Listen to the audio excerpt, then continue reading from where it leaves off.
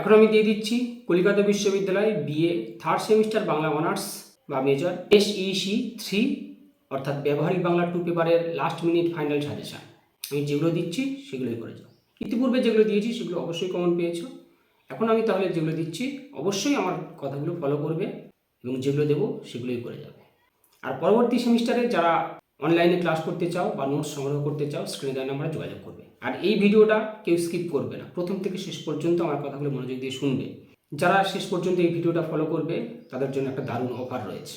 সেই অফারটা যারা অ্যাকসেপ্ট করবে তাদের খুব খুব খুব কাজে লাগবে, খুব উপকৃত হবে। তাই অবশ্যই করে এই ভিডিওটা খুব মনোযোগ দিয়ে আমার কথাগুলো শুনবে এবং শেষ পর্যন্ত দেখবে।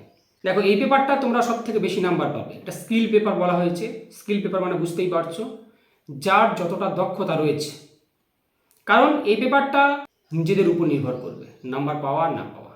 ভালো নাম্বার পাবে কি কম পাবে সেটা নিজেদের উপর নির্ভর করবে, কারণ সব কিছু নিজের ভাষায় লিখতে হবে, নিজস্ব কিছু ক্রিয়েটিভিটি থাকতে হবে। সেই নিজস্ব ক্রিয়েটিভিটি যার রয়েছে, যার স্কিল রয়েছে, সেই সব থেকে বেশি নাম্বার পাবে। যেমন ধর প্রথম মডিউলে রয়েছে আমাদের নিচের অসমাপ্ত গল্পসূত্র অবলম্বনে একটি কাহিনী নির্মাণ করো। একটা গল্পের হিন্টস দেওয়া থাকবে, সূত্র দেওয়া থাকবে, সেটাকে তোমাকে 3 page, maximum 3 page, minimum 2 page 2.5 page লিখতে হবে। মানে 2 পেজ 2.5 পেজ থেকে 3 পেজের মধ্যে তোমাকে কমপ্লিট করতে হবে।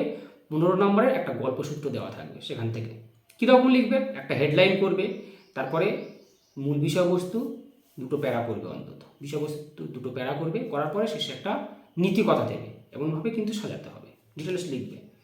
এখানে কীরকম পড়ে, বেশিরভাগ ক্ষেত্রে সামাজিক গল্প পড়ে, কিন্তু বেশিরভাগ ক্ষেত্রে দেখবে সামাজিক গল্প, নীতিকথা, ধর্মী গল্প, জাতক জাতকের গল্প। যেমন তৃষ্ণার্ত কাকের গল্প, কচ্ছপ আর খরগোশের দৌড়, বা এক বৃদ্ধের 3 ছেলে ছিল বা 4 ছেলে ঝগড়া, তারা সবসময় ঝগড়া দ্বন্দ্ব করতো। এরকম যে গল্পগুলো হয় সামাজিক বা নীতিকথা ধর্মী, সেগুলোই করবে, দেখে যাবে। আরেকটা রয়েছে ইন্টারভিউ বা সাক্ষাৎকার।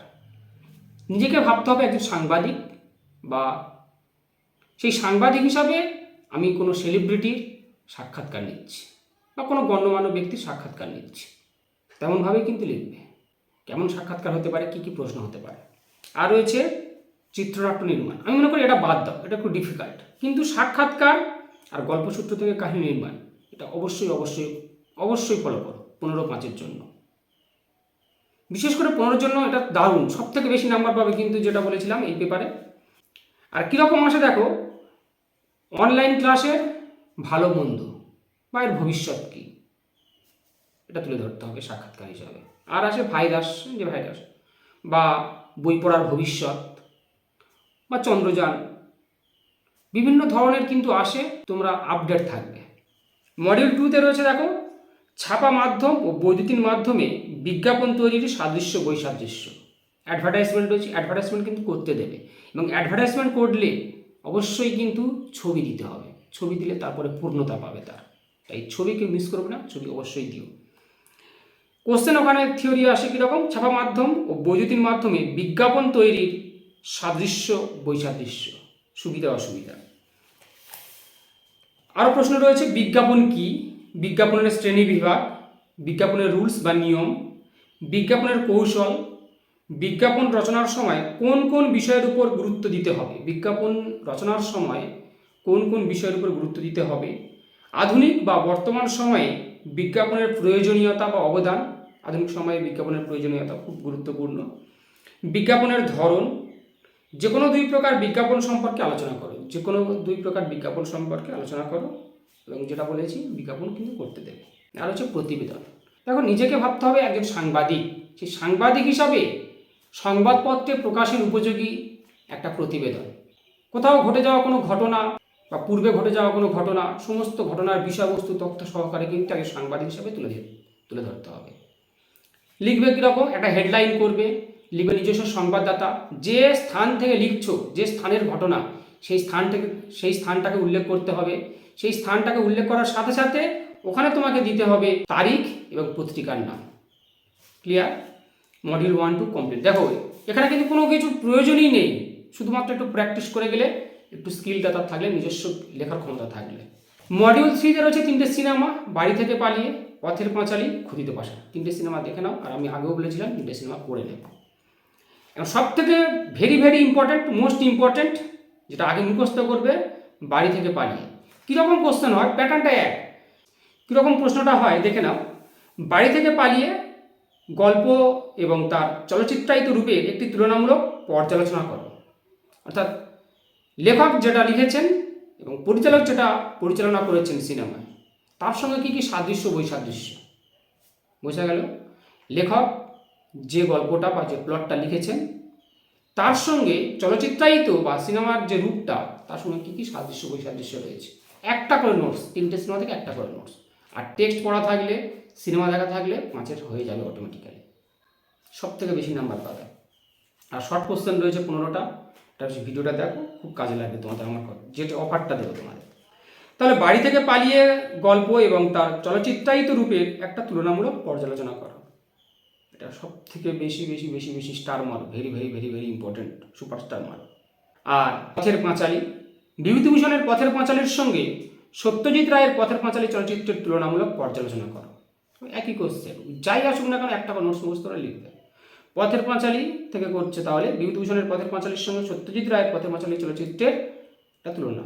আর খুঁজিতে বসান, এখান থেকে 5ও আসবে। মোটামুটি পথের পাঁচালী, বাড়ি থেকে পালিয়ে 2টো করো, হয়ে যাবে। আর যদি চাও খুঁজিতে বসান একটা নোটস মুখস্থ করতে পারো। আর সাহিত্য চলচ্চিত্রের সাদৃশ্য বৈসাদৃশ্য এবং সম্পর্ক, সাহিত্য চলচ্চিত্রের সাদৃশ্য বৈসাদৃশ্য এবং সম্পর্ক, এটা যদি 15তে না আসে তাহলে অবশ্যই কিন্তু 5-এ পাবে। সাহিত্য ও চলচ্চিত্রের সাদৃশ্য বৈসাদৃশ্য এবং সম্পর্ক 5-এর জন্য যেটা খুব গুরুত্বপূর্ণ। দেখো, গল্পের নামকরণে কী কী শৈলী থাকা দরকার। ফ্ল্যাশব্যাক, চিত্রনাট্য, 3টে সিনেমা রয়েছে সেখান থেকে চরিত্রগুলো করবে। কাঞ্চন চরিত্র, নাট্যরূপের বৈশিষ্ট্য, শরৎচন্দ্র এবং রবীন্দ্রনাথ এবং বঙ্কিমচন্দ্রের কাহিনী অবলম্বনে যে সিনেমাগুলো তৈরি হয়েছে তার তালিকা দাও। বিশেষ করে শরৎচন্দ্র আর রবীন্দ্রনাথ ঠাকুর খুব ভালো করে করো। শরৎচন্দ্র আর রবীন্দ্রনাথের কাহিনীগুলোর অবলম্বনে যে সিনেমাগুলো তৈরি হয়েছে, এবং বঙ্কিমচন্দ্র দেখে নিয়ে। সবাক যুগের চলচ্চিত্র, নির্বাক যুগের চলচ্চিত্র। সবাক যুগের চলচ্চিত্র কী কী হয়েছিল, নির্বাক যুগের চলচ্চিত্র। বাড়ি থেকে পালিয়ে হরিদাসের ভূমিকা, বাড়ি থেকে পালিয়ে তাহলে হরিদাসের ভূমিকা। ছোট গল্পের বৈশিষ্ট্য এবং ছোট গল্প উপন্যাসের পার্থক্য, বিশেষ করে ছোট গল্পের বৈশিষ্ট্য খুব ইম্পর্টেন্ট, সুপারস্টার মারোয়াটা। পথের পাঁচালী, ট্রেনের গুরুত্ব, ইন্দির ঠাকুরের চরিত্র, ইন্দির ঠাকুরন, ট্রেনের গুরুত্ব। বাড়ি থেকে পালিয়ে মিনি, সুনীলের মা। খুঁজিতে বসানে মেহের আলী, নর্তকীর ভূমিকা। এগুলো তোমাদের একবার করে পড়লে হয়ে যাবে, চিন্তা নেই, একবার বেশি পড়বার দরকার নেই। হীরালাল সেন। এইবারে দেখো, তোমাদের যে মডিউল 1-2 রয়েছে সেখান থেকে কিন্তু একটু দেখে রাখো প্রত্যেকটা রুলস অ্যান্ড রেগুলেশনগুলো, বৈশিষ্ট্যগুলো। যেমন সম্পাদকীয় প্রতিবেদন বলতে কী বোঝো, সম্পাদকীয় প্রতিবেদন। দেখো, এই ব্যাপারটা কিন্তু সহজ, আমি আগেও বলেছি। ইয়েলো জার্নালিজম বা হলুদ সাংবাদিকতা। বাণিজ্যিক বিজ্ঞাপন, দৃশ্যশ্রাব্য বিজ্ঞাপন কী। বাণিজ্যিক বিজ্ঞাপন বলতে কী বোঝো, দৃশ্যশ্রাব্য বিজ্ঞাপন বলতে কী বোঝো। দৃশ্যশ্রাব্য মানে টিভিতে যেটা, এটা প্রত্যক্ষ উপস্থিত না থেকেও কীভাবে সাক্ষাৎকার নেওয়া সম্ভব অনলাইনে, গুগল মিট, জুম, সে সম্পর্কে এটা লিখতে হবে। এটা সবাই পারবে। বাণিজ্যিক বিজ্ঞাপন সম্পর্কে সবাই লিখতে পারবে, পড়ার দরকারই পড়বে না।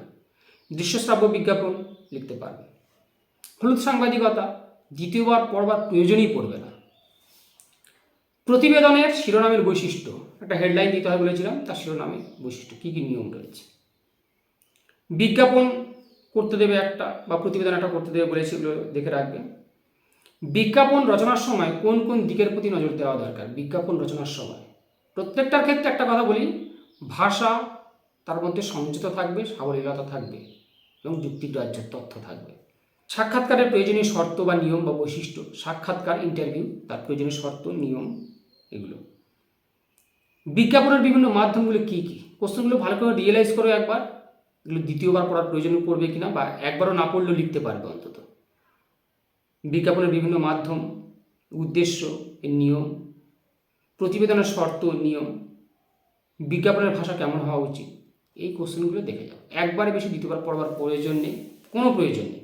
দিয়ে দিলাম তাহলে SEC 3 পেপারের লাস্ট মিনিট ফাইনাল সাজেশন, যেমনভাবে পড়লাম তেমনভাবে ফলো করো। আর এই পেপারের 10 ইয়ার্স মানে পূর্বেও কিন্তু এই পেপারের সিলেবাসটা ছিল, তাই আমাকে হোয়াটসঅ্যাপ করবে, সমস্ত সালের সংক্ষিপ্ত প্রশ্নোত্তরগুলো আমি সলভ করেছি, তোমাদেরকে আমি ফ্রিতে দিয়ে দেবো এই পেপারটা। আর পরবর্তী সেমিস্টারে যারা আমার কাছে অনলাইনে ক্লাস করতে চাও বা নোট সংগ্রহ করতে চাও, স্ক্রিনে দেওয়া নাম্বারে যোগাযোগ করবে, সমস্ত কিছু হেল্প পেয়ে যাবে। প্রান্তিক গাইড তোমাদের সেবা রয়েছে, পাশে রয়েছে। খুব স্বল্প পারিশ্রমিকে আমি কিন্তু নোটস এবং ক্লাস প্রোভাইড করি, যোগাযোগ করবে। পরীক্ষার পরে আমাদের ক্লাস শুরু হয়ে যাবে।